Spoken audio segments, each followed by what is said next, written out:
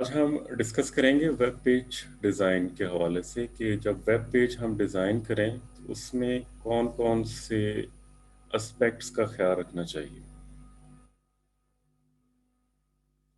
Web page design से मुराद ये आपका वो डॉक्यूमेंट है जो आप इंटरनेट के ऊपर पब्लिश करते हैं और इसमें आपकी जो इंफॉर्मेशन है वो किस तरह प्रेज़ेंट होगी और कौन सी इंफॉर्मेशन आप उस पे प्रेज़ेंट करेंगे। तो इसमें जो ज़्यादातर अप्रोच यूज़ की जाती है वो प्रोटोटाइप अप्रोच है,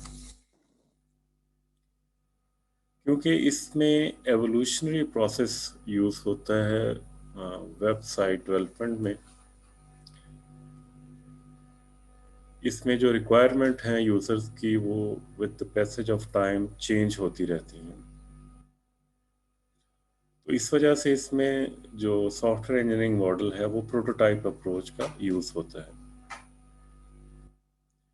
जब भी वेब पेज डिज़ाइन करें तो उसमें जो की कंसिडरेशन होती हैं वो ये होती हैं कि इसमें जो स्टेक होल्डर से मुराद जो यूज़र्स हैं, जो वेबसाइट डेवलपर हैं, वेबसाइट एडमिनिस्ट्रेटर्स हैं,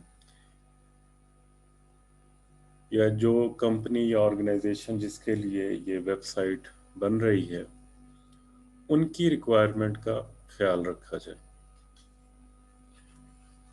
इसके अलावा यूज़र्स कॉग्निटिव एबिलिटीज़ के जो यूज़र्स हैं वो किस तरह आपकी इंफॉर्मेशन को परसीव कर सकते हैं। वो रीड कर सकते हैं, व्यू कर सकते हैं या सुन सकते हैं। और ये इंफॉर्मेशन जब आप यूज़र्स के सामने प्रेज़ेंट करेंगे तो उसमें टेक्निकल इश्यूज़ क्या आ सकते हैं, टेक्निकल हर्डल्स क्या आ सकती हैं, उसमें नॉन टेक्निकल इश्यूज़ जो हैं वो क्या हैं। और इससे पहले जो आपकी टीम है वेब पेज डिज़ाइनिंग की टीम, उनका उससे पहले वेबसाइट डेवलपमेंट का क्या एक्सपीरियंस है, या जो कम्युनिटी आप टारगेट कर रहे हैं आप अपनी वेबसाइट के लिए, वो इससे पहले कौन-कौन सी वेबसाइट्स को व्यू कर चुके हैं, जो पहले से डेवलप्ड वेबसाइट हैं, वो कैसी हैं, उनके वेब पेज डिज़ाइनिंग कैसी है, और उससे पहले जो सिमिलर टाइप की वेब एप्लीकेशन अगर कोई मौजूद हैं, तो उनका एनालिसिस भी रिक्वायर्ड होता है कि उन पे जो यूज़र्स हैं, उनका क्या एक्सपीरियंस है या उनको वहाँ पे क्या इश्यूज़ आते हैं। तो ये सारी कंसिडरेशन वेब पेज डिज़ाइनिंग के वक़्त सामने रखी जाती हैं।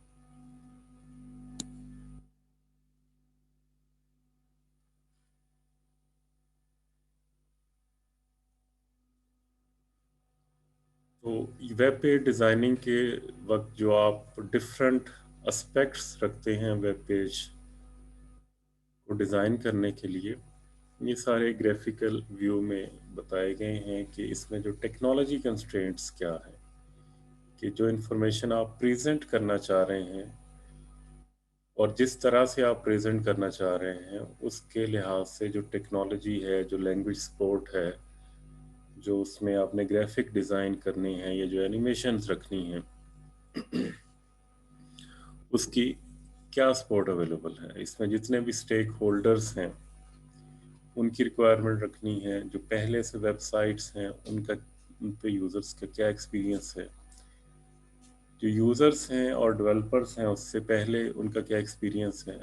नॉन टेक्निकल कंसिडरेशंस हैं, यूज़र्स कॉग्निटिव स्किल्स और एबिलिटीज़ हैं, और जो बिज़नेस रूल्स हैं अकॉर्डिंगली उनके मुताबिक क्या गाइडलाइन अवेलेबल हैं कि जो आपने कंटेंट प्रेज़ेंट करना है, उसकी लुक एंड फ़ील आपने कैसे रखनी है, और जो इन्फॉर्मेशन एक्सेस मेथड्स हैं, वो क्या-क्या अवेलेबल हैं। इन्फॉर्मेशन स्ट्रक्चर क्या होगा, तो ये सारा कुछ आपने वेब पेज डिज़ाइन करने से पहले कंसिडर करना है कि ये सारे जो फैक्टर्स हैं इम्पोर्टेंट हैं वेब पेज डिज़ाइनिंग के लिए।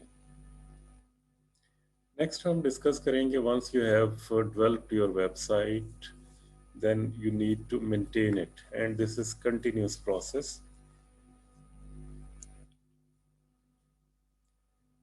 तो इसको मेंटेन करने के लिए क्या क्या ज़रूरी है अभी हम वो डिस्कस करेंगे। सबसे जो इम्पोर्टेंट है वो कंटेंट मेंटेनेंस है।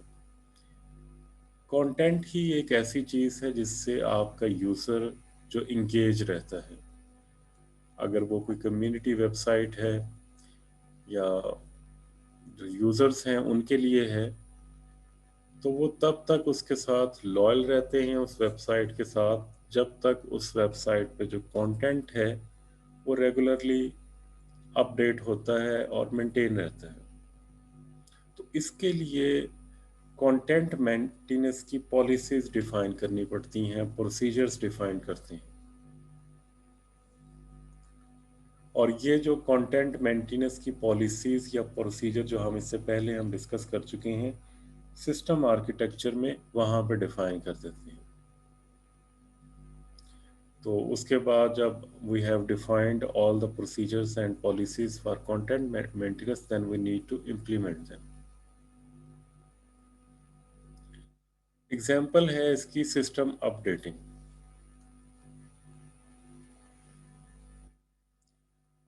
Requirements of web systems grow and evolve. The system need to be updated and also may be redesigned to cater to the new requirement. तो जो वेबसाइट डेवलपमेंट है या वेब एप्लीकेशन डेवलपमेंट है ये एक continuous process है। इसमें requirement change होती हैं, अपडेट होती हैं, तो अकॉर्डिंगली वेबसाइट को, वेब पेज को रीडिज़ाइन भी करना पड़ सकता है और उसको मेंटेन तो रखना ही होता है। तो वेब एंड मेंटेनेंस भी इसमें एक कंटिन्यूस प्रोसेस है जिसके ज़रिए हम वेबसाइट को मेंटेन रखते हैं।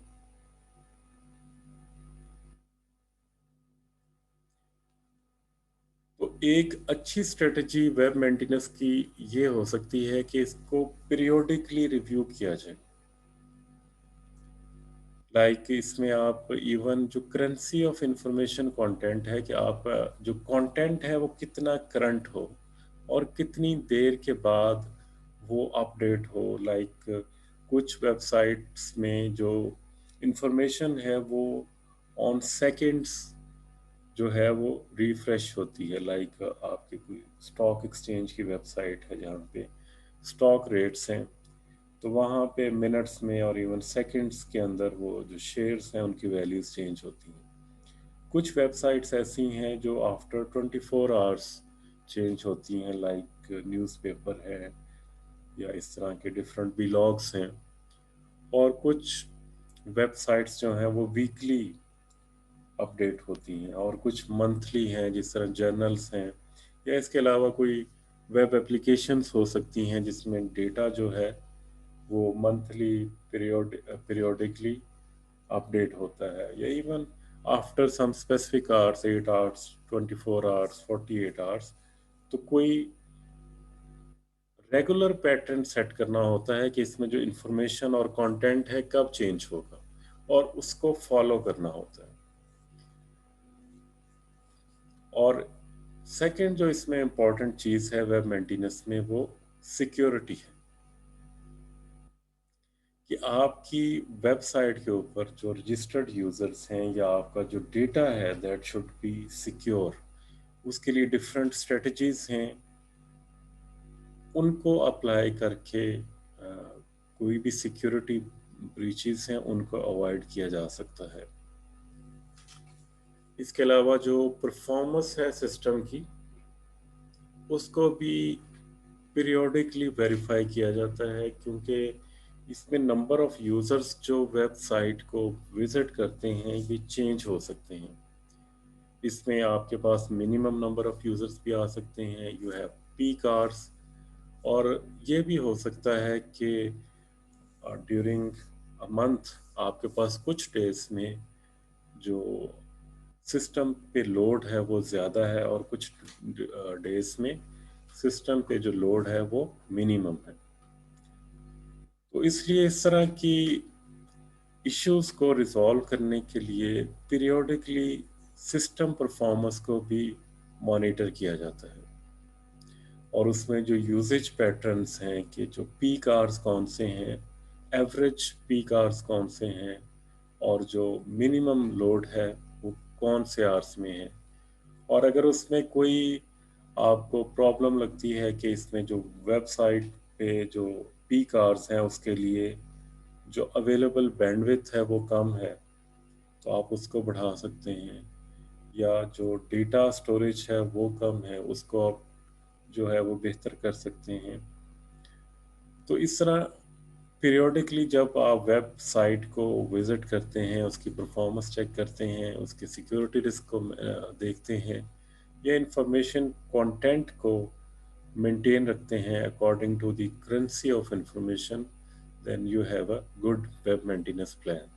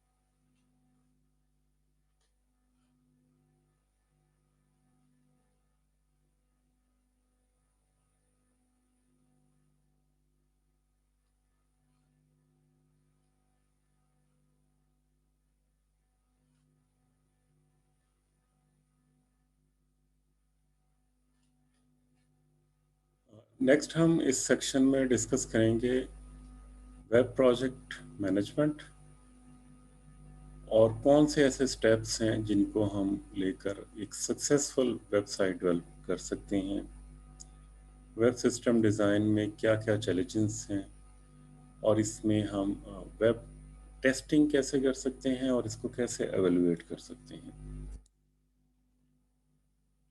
सबसे पहले हम डिस्कस करते हैं what is web project management, और उससे पहले भी प्रोजेक्ट क्या होता है। तो प्रोजेक्ट कोई ऐसा आपका प्रोसेस हो सकता है जिसका कोई स्टार्ट टाइम हो और एंड टाइम हो, तो उसको हम प्रोजेक्ट कह सकते हैं। और इसमें इवन हम मेंशन भी कर सकते हैं कि how long your project will be. Normally जो 40 आवर्स से ज़्यादा की एक्टिविटी होती है जिसका एक स्टार्ट टाइम है और एक एंड टाइम है, उसको प्रोजेक्ट कहते हैं। तो प्रोजेक्ट मैनेजमेंट एक ऐसा डिसिप्लिन है जिसके ज़रिए हम प्रोजेक्ट को इनिशिएट करते हैं, स्टार्ट करते हैं, उसको प्लान करते हैं, और जो भी हमारे प्लानिंग के दौरान हमने आइडेंटिफाई किए होते हैं डिफरेंट फेजेस, उनको एग्जीक्यूट करते हैं। और इसके अलावा जो एग्जीक्यूशन है उसके दरमियान में हम price and time, cost and time, ये जो दो फैक्टर्स हैं विथ रेलेवेंट टू क्वालिटी, इसको कंट्रोल करते हैं। और then we have closing the work of a team to achieve specific goals. तो जो हमने गोल स्पेसिफाई करने होते हैं, जो शुरू में हम इनिशिएट करते हैं, तो उनको हम मीट करते हैं बिफोर क्लोजिंग द प्रोजेक्ट। और इसमें हम डिफरेंट सक्सेस क्राइटेरियाज मेंशन कर सकते हैं कि जो प्रोजेक्ट है वो हमारा with in the time limits complete हो, उसकी जो डिज़ाइनिंग है, उसकी जो प्लानिंग है, वो according to the goal and requirement हो, और उसको हम एक कंट्रोल मैनर में एग्जीक्यूट करें।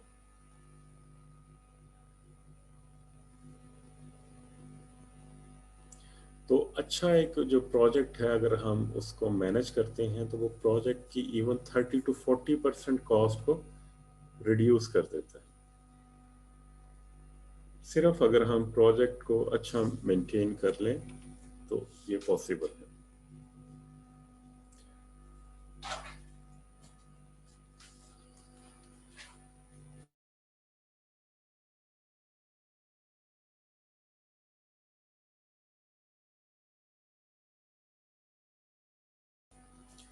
तो वेब प्रोजेक्ट मैनेजमेंट जो है वो क्या है, ये एप्लीकेशन है प्रोजेक्ट मैनेजमेंट की ऑन वेबसाइट डेवलपमेंट। इसमें जो मेथड्स हैं, जो नॉलेज बेस है, या स्किल्स हैं, या एक्सपीरियंस है, उसको यूटिलाइज किया जाता है ताकि प्रोजेक्ट ऑब्जेक्टिव्स को अचीव किया जाए। तो इसमें जो पर्पस होता है प्रोजेक्ट मैनेजमेंट का, वो ये होता है कि इसमें जितने भी की प्रोसेसेस हैं और एक्टिविटीज हैं, वो एक एग्रीएबल, एक कॉन्सेंट के साथ एग्जीक्यूट हों।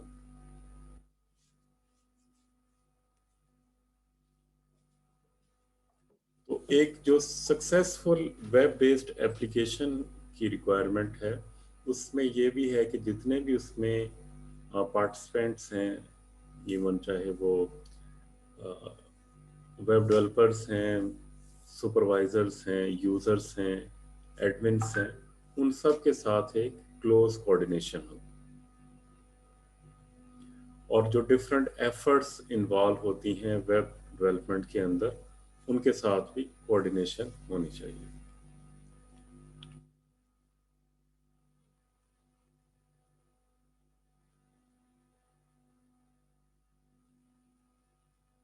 तो वेब प्रोजेक्ट मैनेजमेंट के लिए ऐसे कौन से एट्रीब्यूट्स हैं जो कि एक प्रोजेक्ट मैनेजर में होने चाहिए?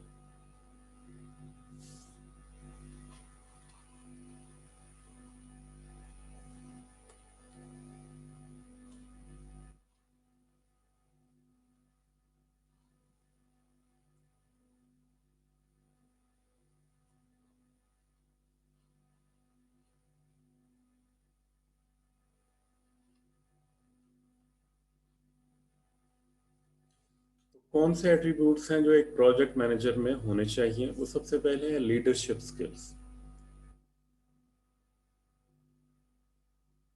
ताकि वो पूरी टीम को साथ लेके चले और जो भी इश्यूज हैं, प्रॉब्लम्स हैं, उनको रिजॉल्व किया जा सके। और दूसरी जो सबसे इम्पोर्टेंट स्किल है वो निगोशिएशन है।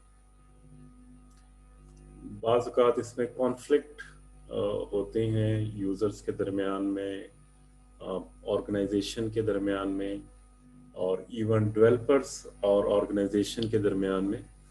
तो जो प्रोजेक्ट मैनेजर है उसमें एक लीडर का रोल भी प्ले करना है, और साथ में उसमें नेगोशिएशन स्किल्स हों, ताकि अगर कोई भी कॉन्फ्लिक्ट पैदा होता है तो वो उसको रिजॉल्व कर सके, और जब भी कोई इस तरह का कोई डिफ़िकल्ट टाइम आता है तो वो उसको एक अच्छे तरीके से हैंडल कर सके।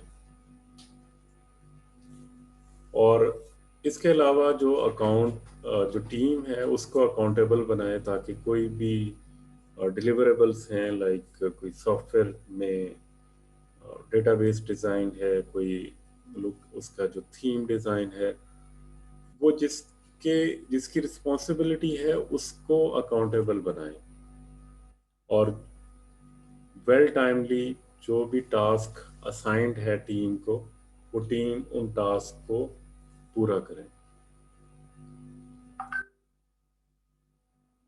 Ability to earn the respect of the team regardless of reporting relationship। वैसे तो जो प्रोजेक्ट मैनेजर है वो डेफिनेटली सुपरवाइज कर रहा होता है पूरी टीम को, तो इसलिए वो उसकी जो पोजीशन है वो बेटर होती है as compare to other team members. But regardless of official जो हायरार्की है, उसके अलावा जो वेब मैनेजर है it should have a close relationship with all team members. तो जो एक अच्छा प्रोजेक्ट मैनेजर है उसमें वेब प्रोजेक्ट मैनेजमेंट एक्सपीरियंस होना चाहिए, वेब डेवलपमेंट का एक्सपीरियंस होना चाहिए, और इसके अलावा जितने भी उसमें पार्टिसिपेंट हैं उन सब के साथ वो कम्युनिकेट कर सके और जो रिक्वायरमेंट है उनको अंडरस्टैंड कर सके और उनको एड्रेस कर सके।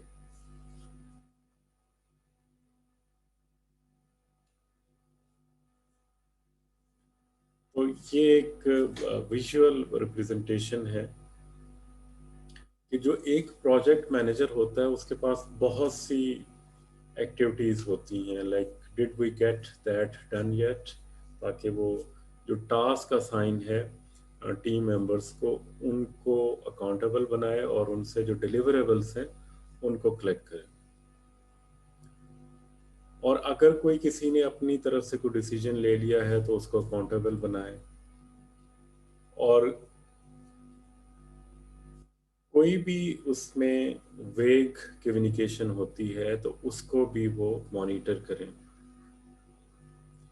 और जितने भी टीम मेंबर्स हैं उनके साथ एक क्लोज रिलेशनशिप रखें ताकि वो टीम को अच्छी तरह मॉनिटर कर सकें।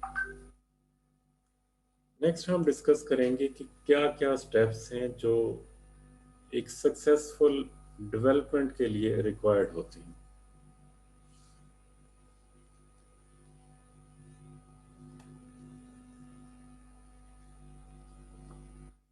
तो एक सक्सेसफुल डेवलपमेंट जो होती है वेब सिस्टम की, उसके लिए नंबर ऑफ स्टेप्स हैं, नंबर ऑफ एक्टिविटीज़ हैं जो रिक्वायर्ड होते हैं। तो सबसे फर्स्ट स्टेप है कि जो सिस्टम के ओवरऑल फंक्शंस हैं, जो वेब एप्लीकेशन आप डेवलप करने जा रहे हैं उसमें कौन कौन सी फंक्शनल रिक्वायरमेंट है, कौन सा ऑपरेशनल एनवायरनमेंट है जिसमें आपकी वो वेब एप्लीकेशन रन होगी, और क्या बिजनेस ऑब्जेक्टिव्स और रिक्वायरमेंट हैं, ऑर्गेनाइजेशनल कल्चर क्या है, और इंफॉर्मेशन जो मैनेजमेंट होगी वो कैसे होगी। तो इसमें बहुत सी चीज़ें आपने जो कॉन्टेक्स्ट एनालिसिस करेंगे वेबसाइट का, वेब ऐप का, उस वक्त आप ये आइडेंटिफाई कर चुके होंगे। और इसमें जितने भी स्टेक होल्डर्स होंगे उनको आपने आइडेंटिफाई करना है कि इसमें जो सिस्टम के मेन यूज़र्स कौन से हैं, और वो उनका जो टिपिकल प्रोफाइल क्या है, वो कैसे जो है वो इंफॉर्मेशन को व्यू करते हैं, कैसे अंडरस्टैंड करते हैं, उनकी कॉग्निटिव एबिलिटीज़ क्या हैं। तो ये सबको आपने आइडेंटिफाई करना है। और इसमें जो फंड्स कहाँ से अवेलेबल होंगे और क्या फंड्स अवेलेबल होंगे, और इसके बाद जो इनिशियल फंक्शनल टेक्निकल और नॉन टेक्निकल रिक्वायरमेंट्स हैं उनको स्पेसिफाई करना होता है। जिस तरह आपने भी अपने प्रोजेक्ट के लिए फंक्शनल और नॉन फंक्शनल रिक्वायरमेंट जो है वो एक डॉक्यूमेंट में आइडेंटिफाई की हैं और उसको एज ए असाइनमेंट सबमिट किया है। This is the first step of web application development कि आपने अपने सिस्टम को डॉक्यूमेंट कर लिया, उसमें जितनी भी रिक्वायरमेंट्स हैं, technical, non technical, functional, non functional, उनको आपने डॉक्यूमेंट किया है कि ये इसमें रिक्वायरमेंट होंगी। तो नेक्स्ट स्टेप जो इसमें है कि आपने ओवरऑल सिस्टम आर्किटेक्चर बनाना है जो कि आपकी technical and non technical requirement को मीट करें। उसमें जो डायग्राम बनाएं आप उसमें पूरा स्पेसिफाई करें कि वेब बेस्ड सिस्टम की जो टेक्निकल रिक्वायरमेंट क्या होगी और नॉन टेक्निकल रिक्वायरमेंट क्या होगी। इसमें आपने जो सब प्रोजेक्ट्स हैं, like if we have a large web application, then we can divide that application into sub modules, sub projects, or even sub processes, ताकि हम उसको easily implement कर सकें। अगर सब प्रोजेक्ट जिसमें आपने अ, अपनी वेबसाइट को डिवाइड किया है वो फिर भी कॉम्प्लेक्स है, तो आप उसको फर्दर डिवाइड कर सकते हैं। लाइक एक जो टिपिकल वेबसाइट है उसमें स्लाइडर हो सकता है, उसमें चैटबॉट हो सकता है, उसमें एड्रेस बुक हो सकती है, उसमें इमेज गैलरी हो सकती है। तो आप इसको डिवाइड कर सकते हैं कि पहले आप इमेज गैलरी जो है वो इम्प्लीमेंट कर लें, आप एड्रेस बुक जो है वो इम्प्लीमेंट कर लें, और जो चैट बॉट है उसको आप इम्प्लीमेंट कर लें, और इसके लिए डिफरेंट टीम मेंबर्स को असाइन कर दें ताकि जो ये मॉड्यूल्स हैं वो अलग अलग डेवलप हो जाए। डेवलप और इम्प्लीमेंट करने के बाद आप उनको टेस्ट कर सकते हैं। इसके अलावा जो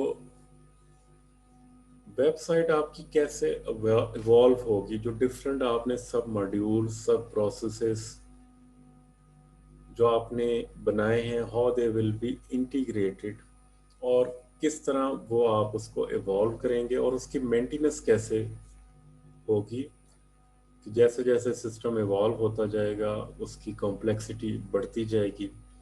तो उसमें जो जितने भी डिफरेंट प्रोसेसेस हैं उनको रिपीट करें, और अगर कहीं पे कोई मॉड्यूल में इश्यूज हैं तो उनको करेक्ट किया जाए। तो इसके अलावा अगर कोई नॉन टेक्निकल इश्यूज हैं, फॉर एग्जांपल कोई बिजनेस प्रोसेस है वो रिवाइज्ड होता है, या कोई ऑर्गेनाइजेशनल या मैनेजमेंट पॉलिसीज चेंज होती हैं, तो उनको भी एड्रेस करना आपने ड्यूरिंग द डेवलपमेंट है। लाइक एक student according to previous policy 15 credit hours ले सकता है। एक सेमेस्टर में एक स्टूडेंट 15 क्रेडिट आवर्स ले सकता है, लेकिन अब जो नई पॉलिसी है उसके मुताबिक जो स्टूडेंट है वो 18 क्रेडिट आवर्स ले सकता है। तो इस तरह की जो रिवीजन है पॉलिसीज में, उनको इनकॉर्पोरेट भी करना होता है ड्यूरिंग द डेवलपमेंट। और इसके अलावा legal, cultural and social aspects को भी आपने इन फोकस रखना होता है कि जो कंटेंट है वो आपका, जो आपके ऑडियंस हैं, जो यूजर्स हैं, according to their cultural values होना चाहिए। और अगर कहीं पर डिफरेंस है तो उस डिफरेंस को आपने कंसीडर करना है और उसके मुताबिक अपने कंटेंट को मॉडिफाई करना है। इसके बाद आपने you have to measure the systems performance. आपने सिस्टम की पीरियोडिकली परफॉर्मेंस को व्यू करना है, और उसमें अगर कहीं पे कोई इशू आता है, कोई कहीं पे कोई प्रॉब्लम आता है, then you need to record that problem. उसको आपने एनालाइज करना है, और इसके लिए डिफरेंट मैकेनिज्म यूज़ हो सकते हैं। आप जो पीक यूज़र्स हैं उनके ग्राफ बना सकते हैं, वेब लॉग्स देख सकते हैं, और इसके अलावा यूज़र्स के कमेंट्स, सजेशन, फीडबैक, उनके ज़रिए भी ओवरऑल सिस्टम की परफॉर्मेंस को बेहतर कर सकते हैं। और based on your web logs, review, address users feedback and suggestions, आप अपने सिस्टम को अपडेट कर सकते हैं और उसको रिफाइन कर सकते हैं।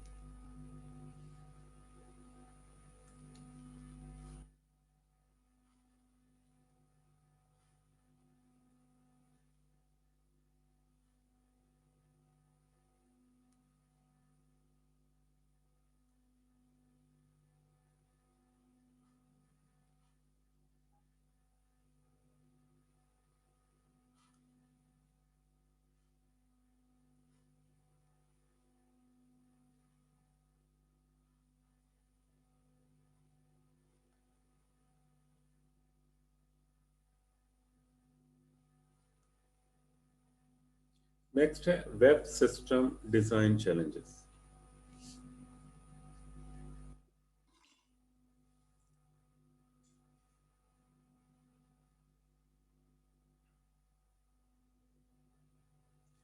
तो इसमें वेबसाइट डिज़ाइन के अंदर जो हमें डिफरेंट चैलेंजेस हैं, one of them is that we have diverse users.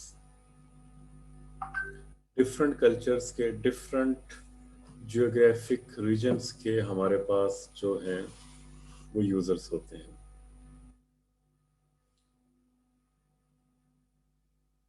तो इसमें हमें जो हर यूजर की डिफरेंट रिक्वायरमेंट होती है, डिफरेंट उसका व्यू पॉइंट होता है, because they belong to global community, जिसमें कुछ यूजर्स किसी स्पेसिफिक जो एरिया है वहाँ के होंगे। तो उन सब की जो रिक्वायरमेंट्स हैं या उनकी नीड्स हैं, उनको कंसीडर करना होता है। और इसमें कुछ जनरल प्रिंसिपल्स भी होते हैं, लाइक अगर आपकी वेबसाइट में कोई एरर है या फेलियर है, your website does not load in time, या आपने कोई उसमें कोई ऐसी जो फंक्शनैलिटी दी है जिसके रिजल्ट अकॉर्डिंग टू एक्सपेक्टेशन नहीं आते, या आपका कोई स्पेसिफिक मॉड्यूल लोड नहीं होता, तो वेबसाइट या वेब एप्लीकेशन के यूज़र उसको टॉलरेट नहीं करते।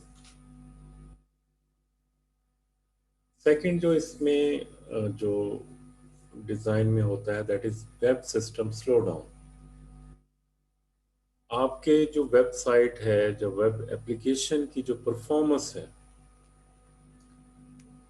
वो according to the user requirement होनी चाहिए। उसका जो रिस्पांस टाइम है वो विद इन द स्टैंडर्ड होना चाहिए। अगर आपकी वेबसाइट या वेब ऐप अकॉर्डिंगली लोड नहीं होती, with in due time load नहीं होती, तो यूज़र इसको भी टॉलरेट नहीं करते। और इस वजह से आपके जो कस्टमर्स हैं, दे मे नॉट यूज़ योर